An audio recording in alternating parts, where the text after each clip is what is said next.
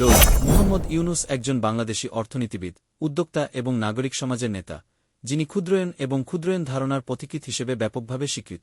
তিনি 1940 সালের 2 জুন বাংলাদেশের চট্টগ্রামে জন্মগ্রহণ করেন। মূল অবদান এবং অর্জন। অগ্রণী ক্ষুদ্রায়ন।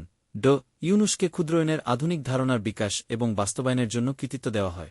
এর মধ্যে রয়েছে দরিদ্র ব্যক্তিদের ক্ষুদ্রায়ন প্রদান, যাকে ক্ষুদ্রায়ন বলা হয়, যাদের সাধারণত জামানত বা ঐতিহ্যবাহী ব্যাংকিং পরিষেবার অ্যাক্সেস নেই। লক্ষ্য হল তাদের ছোট ব্যবসা প্রতিষ্ঠা বা সম্প্রসারণ করতে এবং আর্থিক স্বয়ংসম্পূর্ণতা অর্জনে সহায়তা করা। গ্রামীণ ব্যাংকের প্রতিষ্ঠাতা। 1983 সালে তিনি আনুষ্ঠানিকভাবে বাংলাদেশে গ্রামীণ ব্যাংক, গ্রাম ব্যাংক প্রতিষ্ঠা করেন। এই ব্যাংক দরিদ্রদের, বিশেষ করে মহিলাদের, তাদের জন্য উপযুক্ত শর্তে ক্ষুদ্রায়ন প্রদান করে। গ্রামীণ ব্যাংকের মডেল বিশ্বব্যাপী অসংখ্য দেশে প্রতিলিপি করা হয়েছে। নোবেল শান্তি পুরস্কার।